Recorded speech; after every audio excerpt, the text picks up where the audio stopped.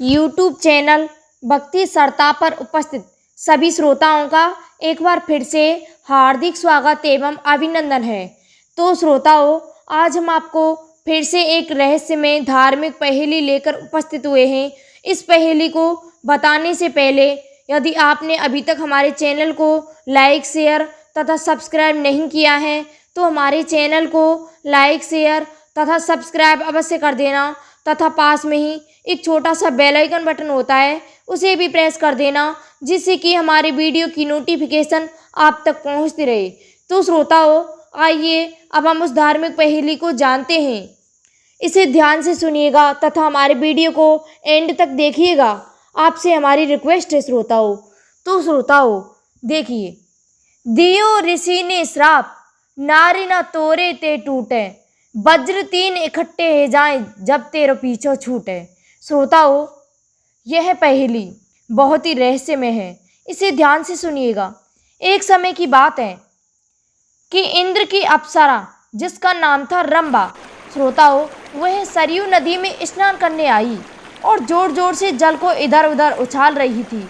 पास में ही, उस नदी के पास में ही मतंग ऋषि का आश्रम था। श्रोताओं, मतंग ऋषि ने मना किया कि यह पानी मत उछालो, तो वह ऋषि से कहने लगी कि आप घोड़े जैसी चाल चलकर आ गए हो, हम अप्सराओं का काम तो स्नान करना और जल क्रीड़ाई होता है, तो इससे तुम्हें क्या आपत्ति है।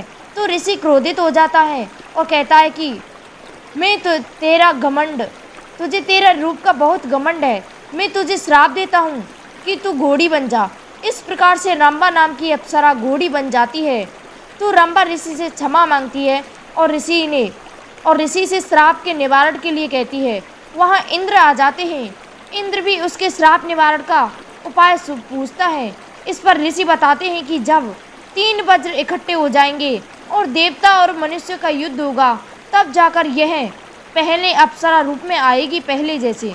तो इंद्र रंभा को लेकर भगवान कृष्ण के पास पहुंच जाते हैं। श्रोताओं, अब कृष्ण भगवान कहते हैं कि भाई, युद्ध तो मैं करवा दूंगा, पर उस युद्ध की हानि को कौन सहन करेगा। इंद्र कहता है देखा जाएगा, आप तो युद्ध करवाइए। तो भगवान कृष्ण उस घोड़ी के रूप में रंभा के गले में एक पत्रिका लिखकर लटका देते हैं, जिसमें लिखा था कि जो भी इस घोड़ी को पकड़ेगा उसे मेरी समस्त नारायणी सेना और 33 करोड़ देवताओं से युद्ध करना पड़ेगा। और श्रोताओं, उस युद्ध में मैं स्वयं भी भाग लूंगा। इस प्रकार वह घोड़ी समस्त भारत में विचरण करने लगी। गले में लटके पत्र के कारण उसे कोई नहीं पकड़ता था। एक दिन राजा धंग के राज्य में वह घोड़ी निकल रही थी। श्रोताओं, तो राजा ने देखा कि कितनी सुंदर घोड़ी है, यह तो राजाओं के योग्य है। इस प्रकार धंग नामक राजा घोड़ी को पकड़ लेता है। तो घोड़ी कहती है कि राजा, मुझे पकड़ने से पहले मुझे एक वचन दे दो। तो राजा कहता है कि क्या वचन मांगना चाहती हो, मांगो। तो वह वचन मांगती है कि तुम मुझे पकड़ लो पर छोड़ोगे नहीं।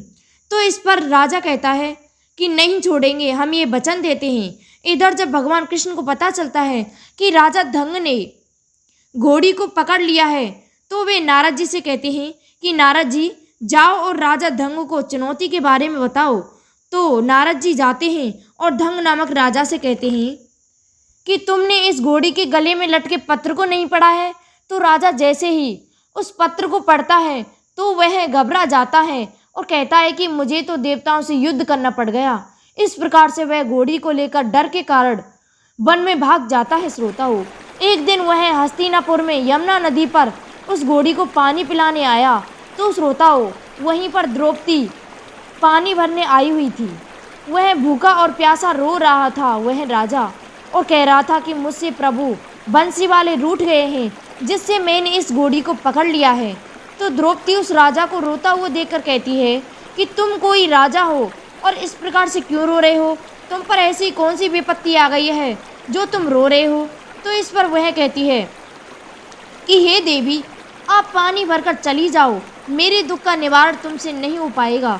तो द्रौपदी उसे जबरदस्ती सारा हाल पूछ लेती है, और तो वह राजा धंग से कहती है कि मैं अभी यहीं रुक, मैं तुझे हस्तिनापुर के महल में ले जाऊंगी। तो द्रौपदी पानी के घड़े को उठा करके आ जाती है और युधिष्ठिर के पास जाती है और युधिष्ठिर को सारा हाल बता देती है कि राजा धंग परेशान है।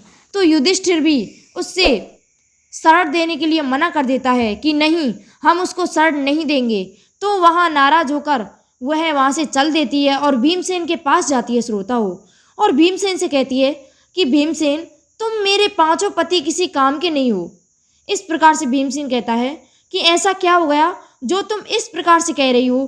तो वह कहती है कि तुम किसी की रक्षा नहीं कर सकते हो तो तुमसे मुझे क्या फायदा है। तो भीमसेन उससे सारा वृतांत पूछता है और द्रौपदी की बातों में आ जाता है श्रोताओं।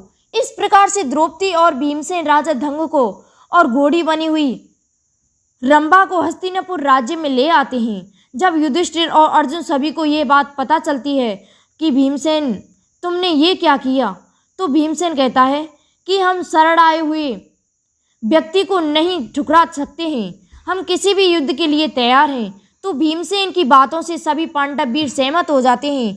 तो इस प्रकार से राजा धंग घोड़ी बनी रंभा को लेकर हस्तिनापुर में रहने लगा श्रोताओं।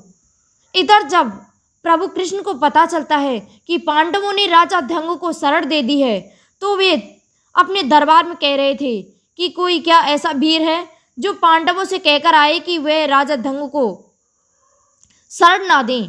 तो इस पर कृष्ण का पौत्र प्रद्युम्न कहता है कि हे पितामह, आप कहो तो मैं चला जाऊं पांडवों के पास, और यदि आप कहें तो मैं जाऊं और पांडवों को समझा दूं। इस पर भगवान कृष्ण कहने लगे कि नहीं पुत्र, तुम नहीं जानते कि पांडव कितने शक्तिशाली हैं। तुम वहां कोई भी गर्मजोशी की बात न करना, और यदि अर्जुन और भीम में से कोई आ जाए तो तुम चुप रहना और भले ही युधिष्ठिर से सब कुछ कह लेना।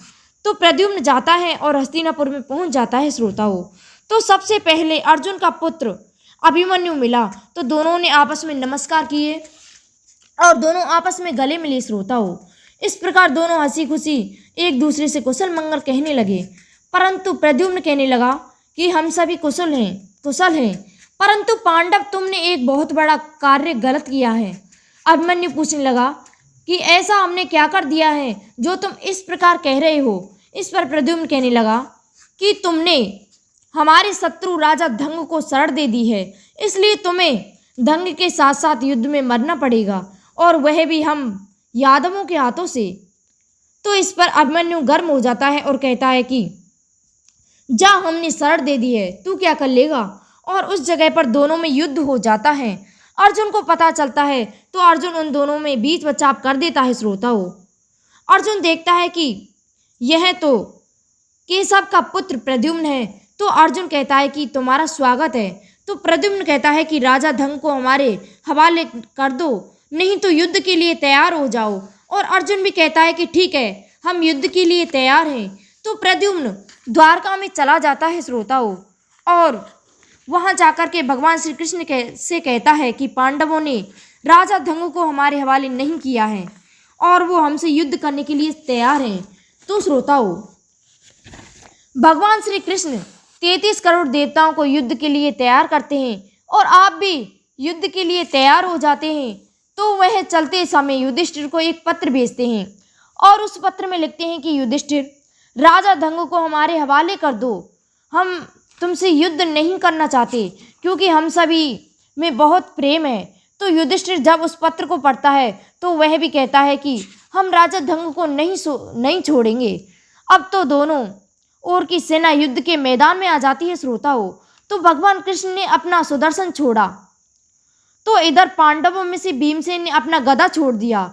तो सुदर्शन चक्र और गदा में भयंकर युद्ध होता रहता है। इधर से शिवजी ने त्रिशूल छोड़ा और अर्जुन ने गांडीव धनुष से ब्रह्मास्त्र छोड़ दिया।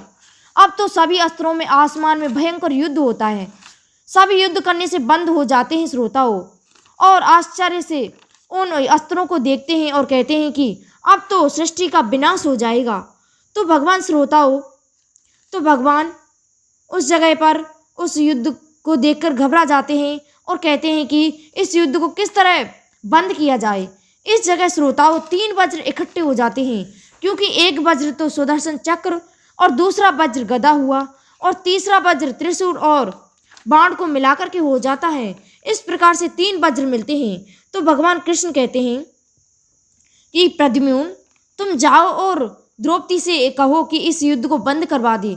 तो प्रद्युम्न द्रौपदी के पास जाता है और कहता है कि आप युद्ध को बंद करवा दीजिए। तो श्रोताओं, द्रौपदी कहती है कि नहीं, मैं इस युद्ध को नहीं बंद करवाऊंगी। तुम्हें मुझे एक वचन देना होगा कि तुम इस युद्ध में अपनी हार स्वीकार करोगे। तो श्रोताओं, इस प्रकार से भगवान श्री कृष्ण अपनी हार स्वीकार करते हैं। अब तो रंभा का श्राप भी हट जाता है। तो सभी कहते हैं कि इन अस्त्रों को युद्ध करने से रोको। तो भगवान कृष्ण हनुमान जी को बुला लेते हैं।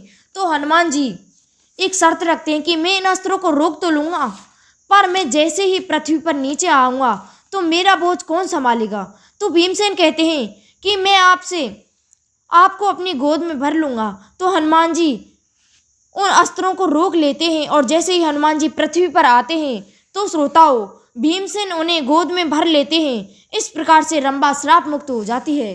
श्रोताओं, यह पहेली जाकर लगती है रंभा पर कि दियो ऋषि ने श्राप नारी न तोरे ते टूटे, वज्र तीन इकट्ठे जाएं जब तेरे पीछे छूटे। श्रोताओं, एक ऋषि ने श्राप दिया था, मतंग ऋषि ने। और श्रोताओं, जब उस श्राप का कारण था कि जब वज्र तीन इकट्ठे हो जाएंगे तभी उसी रंभा नाम की जो अप्सरा थी उसका पीछा छूटेगा उस श्राप से। श्रोताओं, आपको हमारा वीडियो पसंद आया होगा, इसे लाइक, शेयर तथा सब्सक्राइब अवश्य कर देना तथा पास में ही एक छोटा सा बेल आइकन बटन होता है, उसे भी प्रेस कर देना, जिससे कि हमारी वीडियो की नोटिफिकेशन आप तक पहुंचती रहे। धन्यवाद।